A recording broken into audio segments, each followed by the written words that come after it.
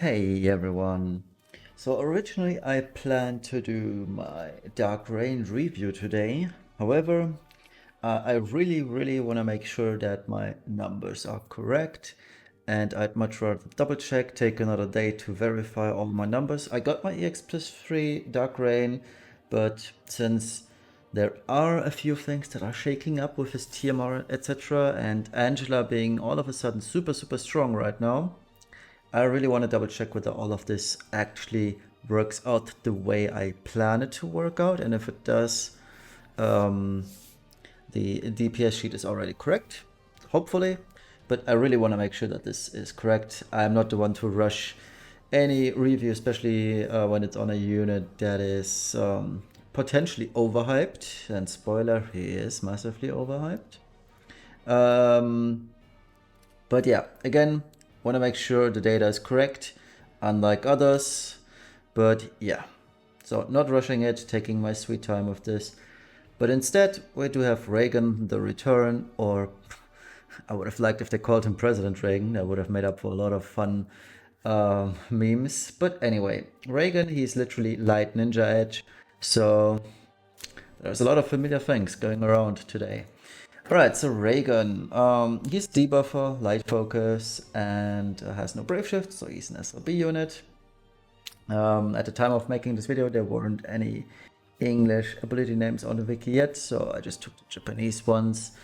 It's fine though, you'll recognize them from Ninja Edge, they're virtually the same. So he's got that 88% defense and spirit break for one single enemy, which is also his greatest downside. And he increases mod to one of his nukes, which is nice. We then got a few abilities. I do like to point out that his Grandis, single-use Grandis, is actually not that bad. It has 300% attack, but only 30% light amp, which I find still disappointing for a single-use Grandis. Turn LB buff is fine, full LB gauge is fine. And yeah, I mean, what I also like is that he is not only a 145 light Imperial unit, or his SLB, we'll get to that in a second, but also impairs fire to 130. Well, that's not the best. We do have 135 Imperials already, but it's a nice secondary Imperial that he has. One other thing I'd like to mention is that he has innate 6x cap, no matter the condition. So I tried to verify this, but I couldn't get a clear cut, and from my testing, this seems to be unconditional 6x cap. The game is super inconsistent with the wording of this, but the game itself, for example on Tifa, it states that she's only having 6x cap when she's dual wielding. I then back checked this with what's his name, Zidane, Hawkeye. They also had the same kind of ish wording, but different description for chain cap, which is funny. I then cross-referenced this to Sephiroth and other units such as Angela, and it would seem, due to the way this is worded in the game, that the dual wield and the chain cap are on different wordings. He's 6x cap for both true double hand and true dual wield. In that case, that's cool. I also built him for true double hand with 6x cap innately in mind, but I always use either the chain cap close or chain cap helmet regardless. And as you can see from this stuff, he is rather bad to gear 4, and especially when true dual wielding, it's getting super awkward, and I'll get to that in a minute. But yeah, otherwise he's a debuffer unit, he's a breaker most of things, and as you can see, his full breakdown, etc., it's all 80% at maximum, so he isn't that cool as a breaker either. I mean, he has some on his SLB and LB, but it's just so awkward, honestly. But cool things though, 70% auto break at the start of the battle. And another thing I do personally like is that he has a discounted Omni Killer at 100% to all when he wears his TMR or STMR. So the SLB and LB, both of them are 87% defense and spirit breaks. It's kind of annoying that it's not attack and magic, although most of the time it doesn't matter because we're not supposed to take damage anyway in Dark Visions. It would have been nice to have attack and magic attached to it though. Other than that, they are virtually the same, the SLB and LB, with the exception of the values. So the SLB has 145 light and pearl, the LB 140. The SLB has 160 demon killer, the LB only 140. All party members, which is nice. And yeah, his SLB hits for 230x all enemies, 27 hits. Sounds like Bolting Strike. I don't want to get pinned on that, so I think it's Bolting Strike, but not sure. Could be Absolute Mirror too. I don't know. It's 27 hits.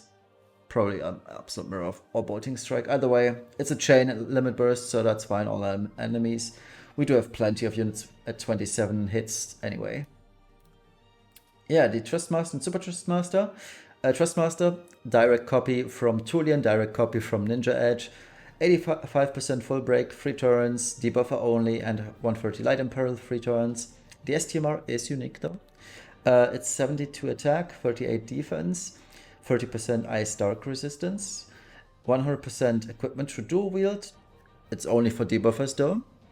And also an active for debuffers, 30x LB mod increase for 2 turns, which is kind of a discounted Tybus feature, but it's physical LBs only, so you can't slap this on Angela, for example. She sadly won't benefit from this, even though I think she has the debuff attack in either form, but yeah, won't work as her LB is still magical, even though it's physically typed. It's weird, the wording in the game, I know. Vision card, exact copy from Ninja Edge, 70 base attack and magic, 25% attack and magic on 4, 100% demon killer instead of human killer, for example, and 100% LB damage at level 10. So the TMR, very niche due to debuffer lock. The STMR is a discounted STMR, like I said, for debuffers. I like it personally. It's a cool STMR to have, and maybe someday it'll have some usage. But what I really dislike about this is Raegen has a 40% through dual wield passive, equipment attack passive. He has 50% on his dual wield passive. That's 90%, and then he gains 100% from this, totaling up at 190%. I don't know why the devs are this dumb about this, but 190% is not 200%, and you are forced to waste either an equipment slot or a material slot to get him to 200% true dual wield. I don't know who came up with this, but this guy should, I don't know, stop smoking what he's been smoking. But anyway, due to the nature of him being in at 6x cap, you're gonna build him for double hand regardless, as it is the better way to do things these days. Division card, niche, but ultimately bad due to the very, very low stats. So let's check out the damage calculations. This is the new sheet already. I probably showcased this on my last review. I don't know who it was, some unimportant unit, but anyway. Pause the video if you need to and check it out. You can also check this out on my DPS spreadsheet. It's identical. This is the Raegen build. One thing, I recently found out that the builder is broken. They updated the builder, and the guy handling things, while trying to update the builder for the latest stuff, I believe, something went wrong, and all of a sudden all EX passives are missing. This also affects all previous units because that bug has been around for 3 weeks or 4 weeks now. So meaning all the units that I have on my sheet are missing the EX passive buffs. Now, due to parity's sake, I will not add the 500 static attack of Raegen to this sheet or to this build, even though I should be, but since every other physical DPS is missing this too, I'll keep it for parity. I updated this for the magic DPS already on my sheet, so that's fine. But for physical, yeah, I mean, all it does is it's just inflating the numbers, right? So at the end of the day, there won't be much of a difference in terms of scaling. But what is important to note is that the difference between Kane and Esther and Dark Rain and Angela is going to grow if I add the 500 static attack. I will mention this tomorrow in my Dark Rain review again, by the way. Okay, so here's the damage comparison. Very much so expected at the time of making this video. It's a day prior to the one. So I made this video yesterday and uploading this today, so you don't see the rating yet, but you'll see it in a minute. And yeah, Raegen clocks in a little bit lower than full curtain on this build, lower than build out it. Partly due to the reason that we are not using his 145 imperil. He is still calced at 130 imperil, so his actual damage is going to be a little bit higher. But all in all, with these assumptions, he's at 37.125% of Esther's damage. For a debuffer unit, not totally shabby. He can chip in some damage, and I think for the role he's trying to fit, it's okay. He's nothing too special. It's decent, let's put it that way. The true true dual wield build is more of a headache, like I explained just now, and less potent anyway due to the nature of true dual wield versus true double hand. Okay, and yeah, just like Ninja Edge, there's no reason to give him any bonuses or maluses, so he's virtually the same. So he also is a 4 out of 10. And a lot of these things are just copy pasted from Ninja Edge, I'll be honest. So the good things, 145 light imperil, right? 160% demon killer AoE. He has a cool STMR, I think. And he gets a bonus for having 100% Omni killer via his TMR and STMR. The bad things, he has no Webmo imperil, although he should have one.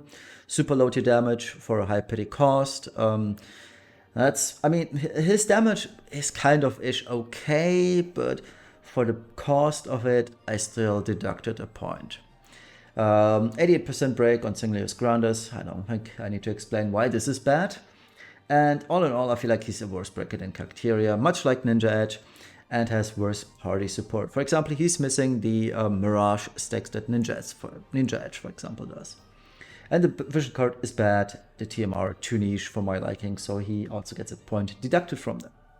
But all in all, even though he's a 4 out of 10, which means he has his place in the designated teams, which are light teams, but all in all, I feel like he's just a mediocre unit. He is a great addition to light-based teams, but he massively fails as a debuffer unit. Like, you're still probably bringing Lara Croft, even though you have Raegen, and it's one too many debuffer slots in that case, because I would count Lara as not only a DPS, but a debuffer, and her damage is falling off so heavily these days in Dark Visions that she's more or less just a debuffer unit with the great addition of being a very good DPS as well. So he's a safe skip, but I would say Raegen is a great off-banner to get. Just because light teams are more prominent than, well, they are not with Kayn and Esther around these days. But I feel like light teams are in a weird spot because you have to bring Aerith, and Aerith makes things so weird anyway.